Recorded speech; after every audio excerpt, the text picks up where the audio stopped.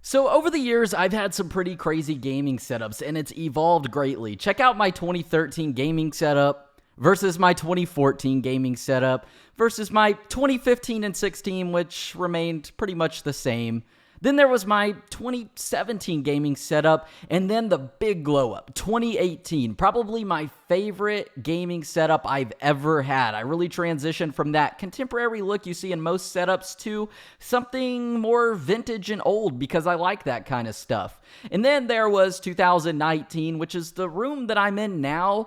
And then in April 2020, I decided, you know what? I really want to change this setup and do a more executive office look. So I started doing that, and then I stopped because I got depressed for no reason because, hey, just depression, I don't know.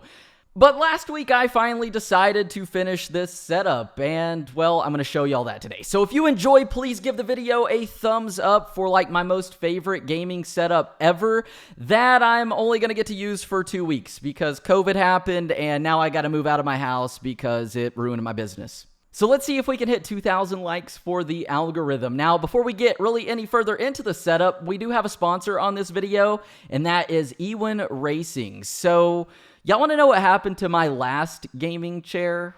Well, check it out.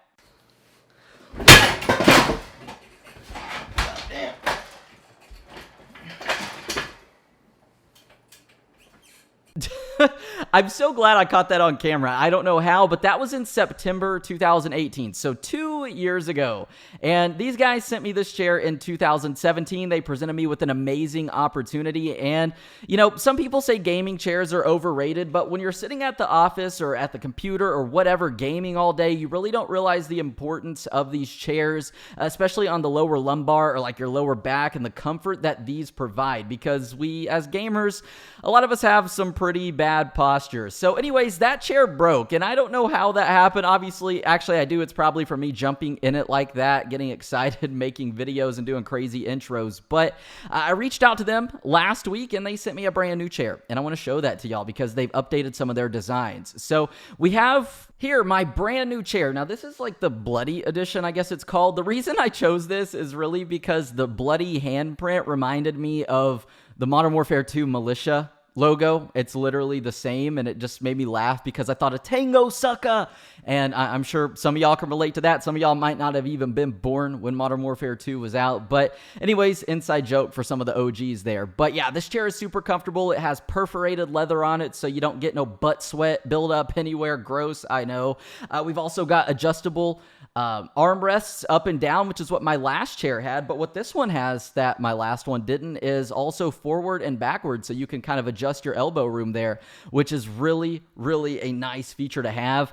These guys also have really stepped their game up. There is a hubless wheel, more ergonomic there, as well as an updated base, and this just allows for more comfort options, whether you want to lean back and be like PewDiePie and lean your chair all the way back or just swivel back and forth. Overall, I'm really excited by this chair. It's super comfortable. And that other chair that I have, this Lazy Boy that I got after my last one broke, my last Ewin Racing chair, man, it just hurt my back. And I'm only 22 and I don't really have any back problems, but just with bad posture, it really takes a toll on you. So anyways, that's the chair. Now let's get into the rest of the video, or the main part, which is the setup. Alright, what's up y'all? So welcome to my 2020 gaming setup that I just renovated, put a lot of money into it, and I only get to use it for about 2 more weeks because I have to move because COVID-19 and the effect on the economy ruined everything I've ever worked for. So I want to show y'all what I'm really proud of. And like, look at that chandelier. Isn't that cool? It's huge. It's got 18 light bulbs on it. So you're probably thinking, dude, what the heck kind of setup is this? This isn't your typical everyday gamer setup. And really, what's always ironic, and I say, is for a guy who's got a gaming channel, I'm like the furthest from a gamer that there could ever be. Just in the past few years, I just got burnt out on games, and I don't really enjoy them as much as I used to. But I still like cool stuff, and I still love my channel and each and every one of you guys. So that's why I do this. So kind of the crowning jewel of my whole setup that I love is this shelf here. I call it the shelf. And basically everything on this shelf is everything I had as a kid. And I get super like sentimental about things, or I did last year. I don't know. Went through a breakup and just got really sentimental about cool things I had as a kid. So I swear to God, there's probably $3,000 worth of stuff on this shelf because it's all just old stuff that you could buy at Walmart back in the day. And I'm talking like early 2000s, and it's all sealed though. So like I've got my first ever phones. I got some really cool Lego kits. These are from like 2003. Bought these, like this one was like 20 bucks when I was in like kindergarten. And that alone, sealed condition, was, I think it was like 300 bucks. I don't know, it's crazy. But like my first ever wallet, got the Punisher, one of my favorite games. Speaking of games, got all the 007 games, some early PS2 games, and they are all, if you take a look here, Y-fold sealed first edition copies of these games. So these have never been opened.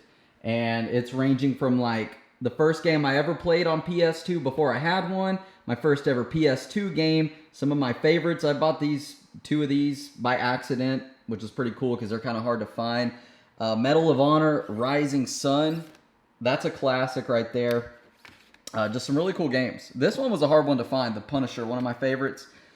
Got my 007 cars. These ones are really cool. They're like fully functional 007 cars. And some of this I have showed off in my last setup tour, which I did last October, I think. But got some Sigma 6 guys here, some Kingpin. I had this one as a kid. My buddy had this one, and I could never find this one again, so ended up getting that one too.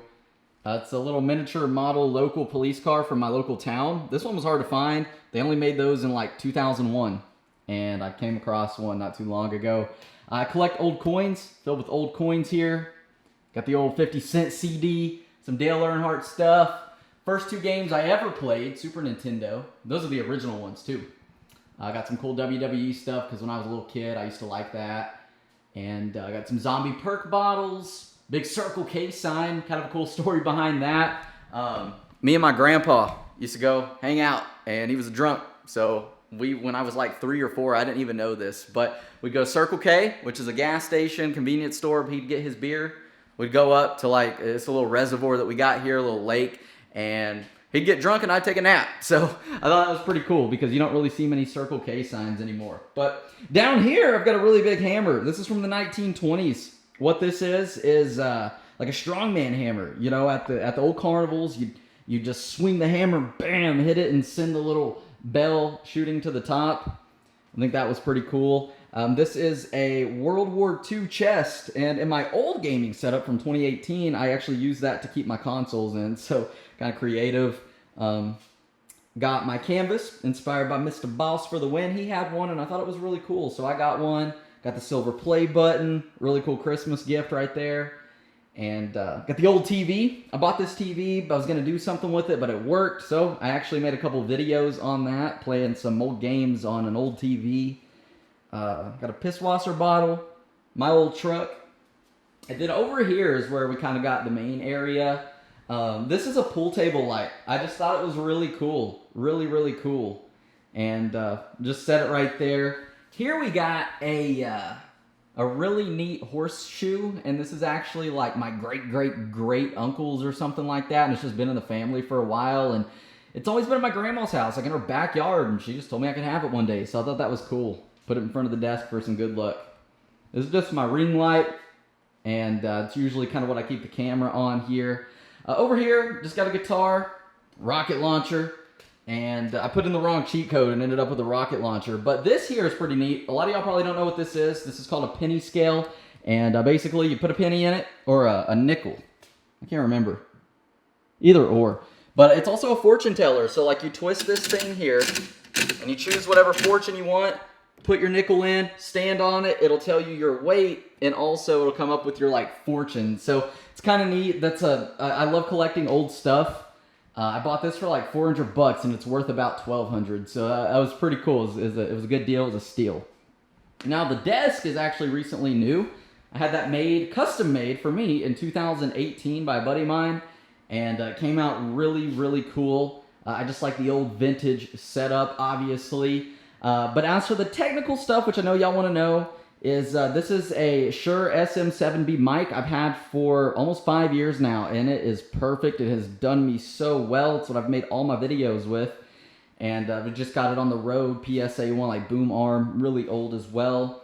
And I've got that running to a Scarlett, I think it would be 2i2, but it's a 1-channel preamp because it's XLR.